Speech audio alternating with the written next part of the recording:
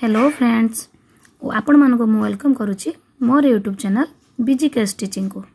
आपण माने जानी थिबे जे जेटी 10,000 पोस्टिंग दबा को जाउची। तो आपण माने जानी चंती जेटी पोस्टिंग पूर्वरु सब बेले ओटीईटी एग्जाम हेई थाए।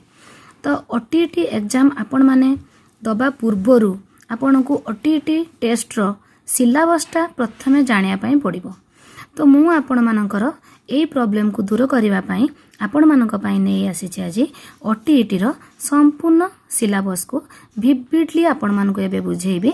आपण माने थरे भी स्किप करिवेनी। आपण माने मो सहित प्रथम रो शेष पर्यंत जोड़ी होई रहंतु आ ओटीईटी रो संपूर्ण सिलेबस को भलो भाबे बुझि नियंतु। देखंतु फ्रेंड्स, एटा हमर board of secondary education Odisha Cuttack रो Odisha teacher eligibility test OTET ये जो 2022 आपण माने देखुचंती एटा 2024 रे मध्य एई सिलेबस रहिबो। हमर जो सिलेबस स्ट्रक्चर रही जे एटा प्रथमे मु पेपर 1 विषय रे आपण माननको भलो भाबे बुझेबी। एटा होची मार्क स्ट्रक्चरटा। आपण माने कोउथिरे केते मार्क पाइबे, केते मार्क रो क्वेश्चन पाइबे। देखंतु प्रथमे हमर जो सीडीपी जा चाइल्ड डेवलपमेंट एंड पेडागोजी सेथिरे आपण मानकर आसीबो 30 टी क्वेश्चन 30 मार्क रो 30 question on child development and pedagogy. प्रति क्वेश्चन आपणकर गोटे गोटे मार्क रो आसीबो। सबु एमसीक्यू क्वेश्चन आसीबो। 4टी आंसर थिबो, ता भितरे आपण गोटे आंसर बाछिबे। तापर देखंतु हमर जेमती लैंग्वेज 1 ओडिया, उर्दू, हिंदी, तेलुगु, बेंगली जे जोटा चूज करिवो। किंतु एठी जेहेतु हमर एटा ओटीईटी होउची प्राय समस्ते ओडिया दियंती। तो language 1 Odia number of question होची हमर 30, मार्क भी मध्य 30। In each subject area 20 question will be set from contents and 10 questions from pedagogy. माने हमर ओडिया रो 20 टी क्वेश्चन पड़िबो कंटेंट रु एवं 10 टी क्वेश्चन पड़िबो पेडागोजी रो। क्लियर है पाले आपण माने। तापरे हमर आसीबा लैंग्वेज 2 सेकंड लैंग्वेज हमर होची इंग्लिश। इंग्लिश रो 30 टी क्वेश्चन आसीबो। प्रति क्वेश्चन गोटे गोटे मार्क लेखा हेले 30 मार्क हैला। तापरे देखंतु हमर अछि मैथमेटिक्स। मैथमेटिक्स मध्य 30 टी क्वेश्चन आसीबो। सेतिरे 30 क्वेश्चन 30 मार्क। एनवायरमेंटल स्टडीज रो 30 क्वेश्चन 30 मार्क आसीबो। ए जो फ्रेंड्स पेपर 1 विषय रे आमे जो जानिले एगुडी को मध्य ए इंग्लिश मैथमेटिक्स आ एनवायरमेंटल स्टडीज मध्य देखंतु फ्रेंड्स आमे लैंग्वेज ओडिया रे जेमिति आमे देखिलु जे हमर कंटेंट पड़िबो 20 मार्क एंड पेडागोजी पड़िबो 10 मार्क। ठीक सेमिति इंग्लिश मैथमेटिक्स आ एनवायरमेंटल स्टडी रे मध्य आपण माने एठी 20 मार्क लेखा कंटेंट आ 10 मार्क लेखा पेडागोजी आपण मानकर पड़िबो। देखंतु फ्रेंड्स आज आमे जेहेतु एटा बहुत भास्ट अछि तेणु आज पेपर 1 रो मार्क विषय रे आपण को क्वेश्चन विषय रे बुझेइली। एबे मु आपण माननको पेपर 1 रो होल सिलेबस विषय रे विविडली बुझेइबी। पेपर 2 रो सिलेबस आमे नेक्स्ट वीडियो रे देखिबा। देखंतु फ्रेंड्स आपण मानक पई इंपोर्टेंट नोटिस कोन होची ना एनसीटी गाइडलाइन अनुसार आपण मानको पेपर 1 पई आपण मानको स्टेट रो क्लास 1 to 5 रो बुक गुडी को आपण मानको पढिया पई पड़िबो। आ मेथड पई आपण माने आपणकर जो सीटी बा डीईएलईडी रो जो FC2 FC4 बही अछि ताको आपण माने मेथड पई पढिबे।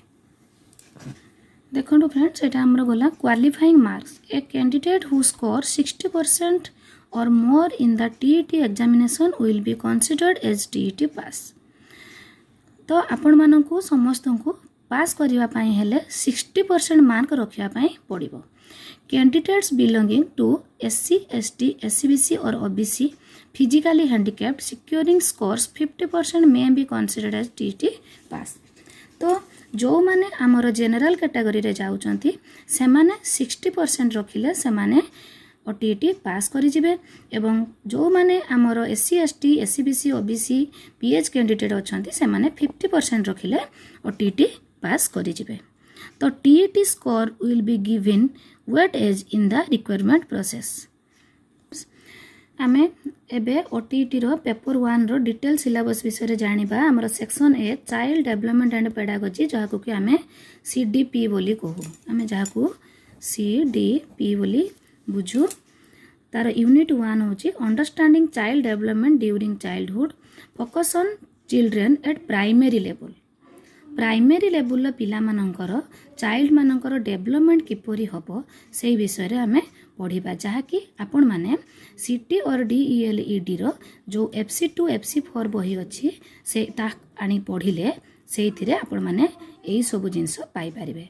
Concept principles and stage of child development रो कॉन्सेप्ट प्रिंसिपल एंड स्टेज को भल भाबे पढ़िबे। Approaches to teaching and learning, teacher centred, learner centred and learning centred approach, जेमिति कि शिक्षक केन्द्रिक, शिक्षार्थी केन्द्रिक और शिक्षण केन्द्रिक। Competency based and activity based approach, जोटा कि पाठ पढ़ा होची कॉम्पिटेंसी बेस्ड आउ activity based. TLM, its importance, use and preparation for classroom transaction. जो TLM टा सेटा सबु बेले जेमति आमे पढ़ीचे जे आमे माने सबु बेले क्लास रे निहाती यूज करिबा, तार इम्पोर्टेंस टा आमे एठी पढ़िबा, तार यूज आउ ता प्रिपेरेशन विषय रे जानिबा। Teaching competency to handle monograde and multigrade situation, आमे साधारणतः पाठ पढ़ाइला बेले निहाती आमे टीचिंग रो कॉम्पिटेंसी देखंतु फ्रेंड्स, साधारणतः पाठ पढ़ाइबा को गला बेले हमरो टीचिंग कॉम्पिटेंसी आमे माने सिलेक्ट करथाउ, जेमिति कि मोनोग्रेड क्लास हो कि मल्टीग्रेड क्लास हो। सबुठी तो टीचर सफिशिएंट नाहंती, तेणु सेति पई आमे माने मल्टीग्रेड क्लास नै थाउ। तो ए विषय मध्य आपण माने मन दे पढ़िबे। तापरे आमे आसी जिबा लास्ट यूनिट, जोटा कि हमरो assessment, continuous and comprehensive assessment, जोटा कि हमरो आमे कहूचे CCE, जोटा को आमे कहूचे जोटा कि गवर्नमेंट एडॉप्ट करथिला CCE मेथड, सेथिरे आमे तांको कंटीन्यूअस असेसमेंट समान को आमे करिबा। जेमिति कि आमे पाठ पढ़िबा समय रे आमे केवल हाफ ईयरली आउ एनुअल एग्जाम दउथुलु, एबे किंतु सेमिथि नाही, आमे यूनिट टेस्ट मध्य दउचु आउ SA1 SA2 मध्य दउचु। तापरे गला हमरो purpose of assessment, assessing scholastic and other scholastic areas, sharing of assessment outcome and follow up. ए जेति कि मु एबे आपण मानको बुझेली, ये हमरो गला टोटल हमरो CDP, जो थी आपण मानकु पूरा 30 मार्क रो क्वेश्चन आसीबो। आपण माने जदि यहाँ को मन दे पढ़िबे 30 रु गोटे भी मार्क केही भी काटी परिबो नाही। यहाँ को आपण मानकु कंप्लीट करबा को हेले आपण मानकु सिटी नुह, एबे तो याकू DELED बोली कहा जाउची, तार जो FC2 FC4 बही अच्छी ताको आनिकी आपण माने फॉलो करंतु। तापरे फ्रेंड्स देखंतु हमरो लैंग्वेज ओडिया रो ग्रुप ए पेडागोजी जोटा अच्छी, आमे सेतबेले पढ़िले जे हमरो 20 मार्क कंटेंट आउ 10 मार्क पेडागोजी हमरो ओडिया रो आसीबो। तो सेथिरे हमरो यूनिट 1 रो लर्निंग ओडिया, जोटा कि हमरो एलिमेंटरी लेवल रो जो ओडिया से विषय रे ही हमरो आसीबो। तार aims and objective of teaching Odia, principle of language teaching, acquisition of four language skills in Odia, Urdu, Hindi, Telugu, Bengali, जी जो लैंग्वेज रे देबे। आपण माने समस्ते जानी थिबे हमर बेसिक स्किल होची ओडिया रो, जोटा कि listening, speaking, reading and writing, जोटा कि श्रवण, कथन, पठन और लिखन। हमर तो 9टी स्किल अच्छी, किंतु हमर बेसिक स्किल होची एही 4टी। Interdependence of 4 language skills, objectives and strategies of transcribing integrated text for the beginners। ये थिला हमर यूनिट 1। यूनिट 2 रो teaching, reading and writing skill, technique of developing intensive and extensive reading skill, teaching learning composition and creative writing, critical perspective on the role of grammar in learning language for communicating ideas in written form। देखो तो friends, आमे कथन भाषा कहवा बेले ताठारु लिखित भाषा लेखिला बेले आमको ग्रामर निश्चित आवश्यक पड़े। आमको कथन भाषा कहवा बेले ग्रामर दरकार न पड़ी पारे, मात्र लिखन भाषा को आमे लिखित रूप दबा पाई आमको ग्रामर आवश्यकता पड़े। Challenges of teaching language in a diverse classroom, language difficulties and errors। एबे फ्रेंड्स आमे एथिरु मु जो आपण मानकु कहिली जो हमर सिलेबस सेतिरु आपण मानकु 10 मार्क निश्चय मिलिबो। एबे आमे जिबा कंटेंट रु आपण मानकु मिलिबो 20 मार्क। कंटेंट आपण माने देखंतु assessment of learning Odia, assessment language comprehensive and proficiency speaking, listening, reading, writing, construction of different types of test items, remedial teaching। language items रे part of speech, noun, pronoun, verb, adverb, adjective, conjunction एगुड़ा आमर कौन जो गुड़ा कि आमे पढ़ुचे आमर से क्रिया हो से विशेष्य विशेषण संयोजक संज्ञा एगुड़िक सबुगुड़िक आमको ओडिया ग्रामर एटी जेतिकी मु कहली ताकू आपण माने कंप्लीट करिवे। फॉर्मेशन ऑफ वर्ड्स मु एई सिलेबस डिस्कशन करि सारिबा परे आपण माने ओटीटी को क्वालिफाई करिबा पई को बही को फॉलो करिवे से विषय रे गुटे निश्चय वीडियो बनेबी जोटा कि आपण मानक पई बहुत हेल्पफुल हबो। पिला माने बेसी ग्रामर रे ही भूल करि थांती तो आपण मानक मु गुटे बही विषय रे कहिबी जोथरे कि आपण मानकर ग्रामर आदौ भी भूल हबो नै। Formation of words using prefix and suffix, synonyms and antonyms, phrases and idioms एगुड़िक सबू आपण माने मु जो गोटे बही कहबी से बही रे आपण माने समस्ते सबू गुड़िक पाई परिबे। तो आपण माने जो माने भी ओटीटी एग्जाम देबे ओटीटी रो सिलेबस आरंभ करिबा पूर्वरु प्रथमे आपण माने ओडिया ग्रामर को ही कंप्लीट करिवे।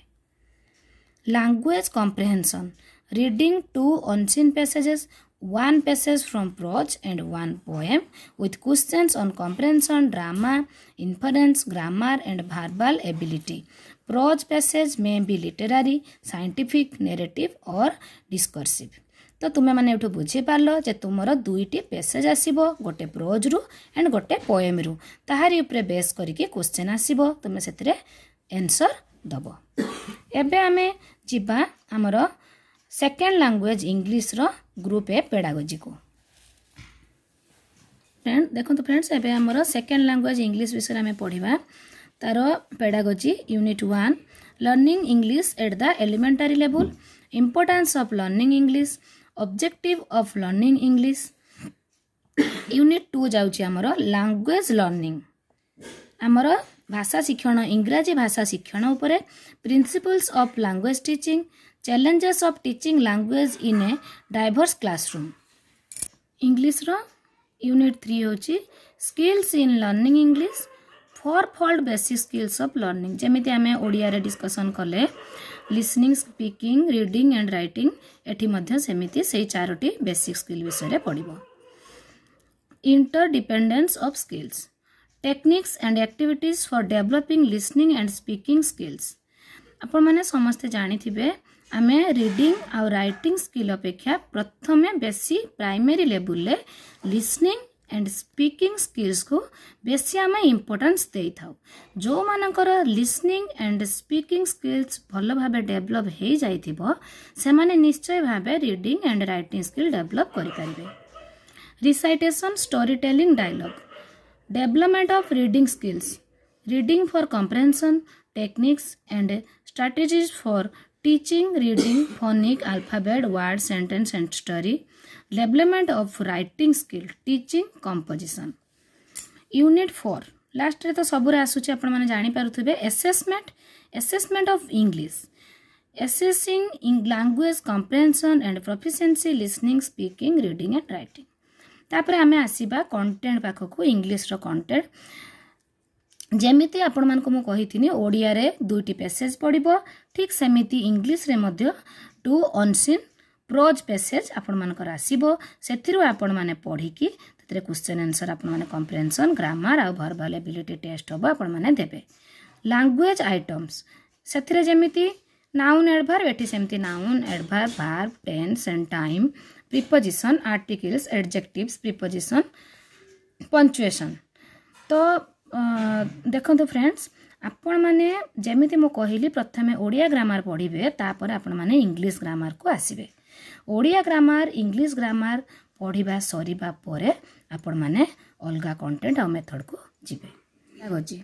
Mathematics education in schools nature of mathematics exactness systematic patterns preciseness aims and objective of teaching mathematics specific objective of teaching mathematics methods of approaches to teaching learning mathematics।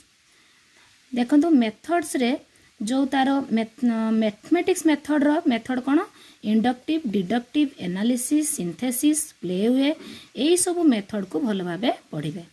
Approaches constructivist and activity based. Last आसूची assessment इन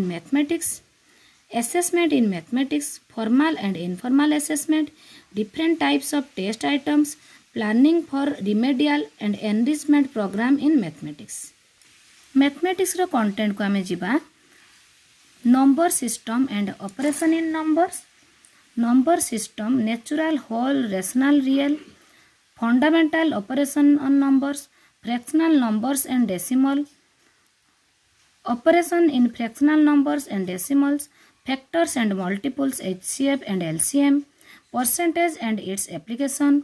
ये सब English term रे देइछि आपण माने class 5 6 7 रे या को सब सेही बही गुडी को कंप्लीट करले आपण माने या सहित एक्वांटेड हे परिबे।